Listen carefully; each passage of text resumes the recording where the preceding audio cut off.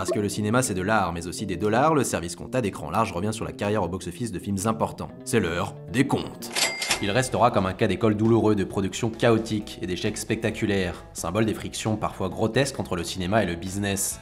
Censé relancer la franchise après un Predator sorti en 2010, The Predator a plutôt remis une couche de terre sur sa tombe.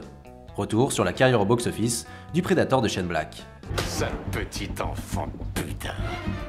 88 millions de dollars, c'est un budget relativement bas pour un blockbuster en 2018, très loin des Marvel qui coûtent souvent dans les 200 millions. C'est également moins que les 100 millions de Venom. En revanche, c'est le plus gros budget de toute la saga Predator. Predator avait coûté 15 millions de dollars en 87, Predator 2 dans les 35 millions, Alien vs Predator 60 millions et Predators dans les 40 en 2010. En plus de ces 88 millions de dollars, il y a le budget marketing, toujours important pour une super production.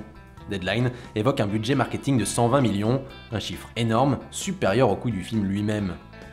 Reste enfin la grosse éventualité d'un budget qui a gonflé avec les multiples reshoots.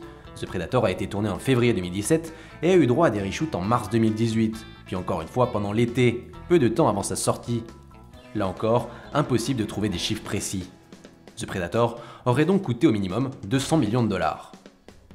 Sale petit enfant de putain. 160,5 millions de dollars, un chiffre qui semble ridicule comparé au poids lourd de 2018, avec 5 films qui ont passé le milliard de dollars. The Predator est 45e sur les listes du box-office 2018, derrière des films bien plus modestes, comme Insidious 4, Equalizer 2 ou Paddington 2. Sans même compter l'inflation qui empirerait son cas, le film de Shane Black fait bien moins que Alien vs Predator, qui avait coûté bien moins cher. Sale petit enfant de putain. Un peu plus de 51 millions de dollars, autant dire pas grand chose pour une super production. À titre de comparaison, Alien Covenant, pourtant considéré comme un petit échec commercial, avait engrangé plus de 74 millions, avec un programme similaire, un monstre rated R, ressorti des années 80. Il est en 54e position au box-office domestique 2018, derrière des films là encore plus modestes, comme L'Ombre d'Emily et Tag. Selon Box Office Mojo, c'est même le pire score de toute la saga Predator avec l'inflation. Coup dur. Sale petit enfant de putain. 109,5 millions de dollars, soit près de 70% du box-office total. Un pourcentage peu étonnant qui confirme une tendance marquée depuis des années, mais qui n'arrange pas les affaires des studios qui récupèrent moins sur les recettes à l'étranger, environ un tiers.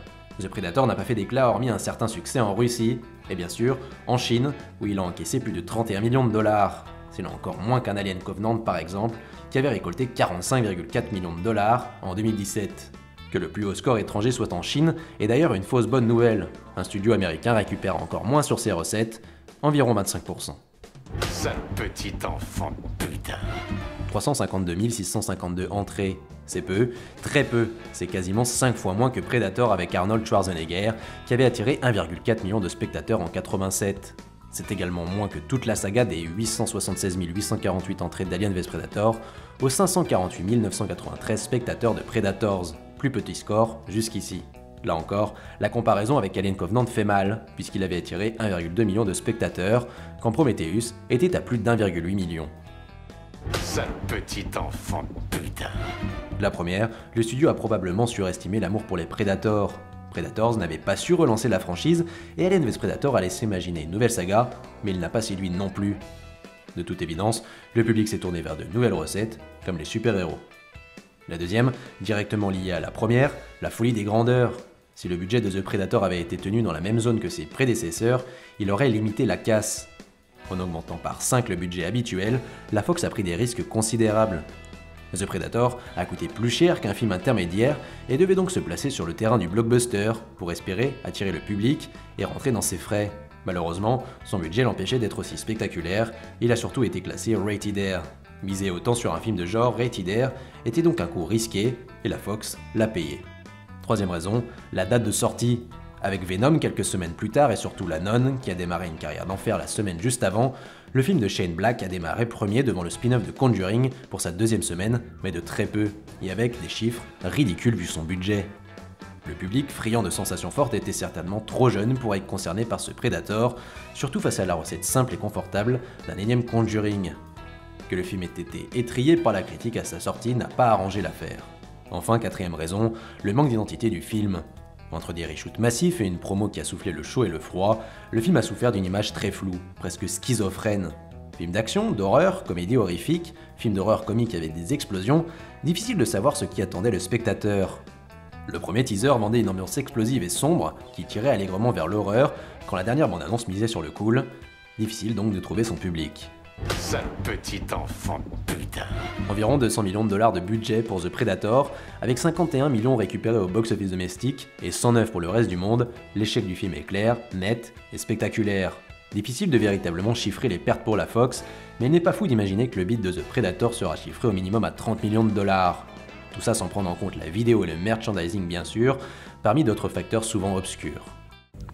T'as pas une gueule de porte-bonheur. L'évidence, bye bye les idées de suite, évoquées avant la sortie par le producteur John Davis, et la possible trilogie.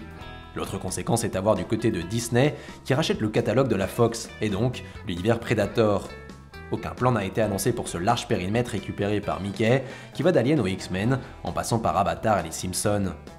Mais le bid de The Predator ne pourra que servir de leçon sur la suite des opérations, et indiquer à Disney le chemin à éviter. Le chasseur cosmique va-t-il être rangé au placard quelques années? A-t-il perdu son droit d'existence sous certaines conditions? Sera-t-il remixé sous forme de série sur Hulu ou Disney+? Reviendra-t-il avec les xénomorphes? Restera-t-il violent et sanglant? Ou va-t-il tomber dans le filet tout public pour espérer reconquérir le cœur des spectateurs? Le mystère reste entier. Stop. Allez, viens. Amène-toi. Vas-y. Vas-y.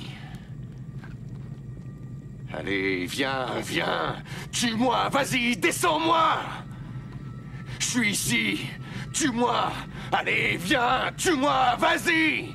Je suis ici, viens. Vas-y, tue-moi.